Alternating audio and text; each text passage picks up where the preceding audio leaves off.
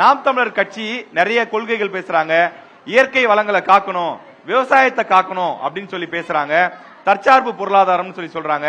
நான் வந்தா எல்லாருக்கும் அரசு வேலை வாய்ப்பு கொடுப்பேன் அப்படின்னு சொல்லி பேசுறாரு.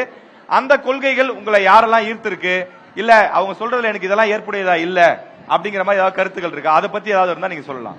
இப்போ சீமான் மெயினா என்ன சொல்றாருன்னா, நான் இலவசம் எதுவும் தரமாட்டேன், அதுக்கு பதிலா குறைவான விலையில எல்லாமே கிடைக்குன்ற மாதிரி சொல்றாரு சார்.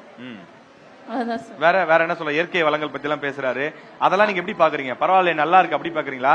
ஐயா இதெல்லாம் பிராக்டிகலா சாத்தியமே இல்ல, இவர் ஏதோ பேசுறாரு அப்படின்னு நினைக்கிறீங்களா? நல்லதா தான் சார் தெரியுது. ஆனா இது செயல்படுத்த முடியுமா என்னன்றது டவுட்டா தான் சார் இருக்கு. இப்ப என்எல்சிக்காக நிறைய விவசாய நிலத்தெல்லாம் எடுத்து நிலக்கரி உருவாக்கி மின்சாரம் தயாரித்துக்காக பண்றாங்க. அதுக்கு அவர் எதிரா இருக்காரு சார். விவசாய நிலத்தை அழிக்க கூடாது, அதுக்கு பதிலா வேற ஏதாவது ரூட்ல அதுக்கான மின்சாரத்தை தயாரிக்கலாம் அப்படின்ற மாதிரி ஒரு கொள்கை எடுத்து வச்சிருக்காரு சார். அதெல்லாம் பாத்திருக்கீங்களா நீங்க? சரி, ஓகே.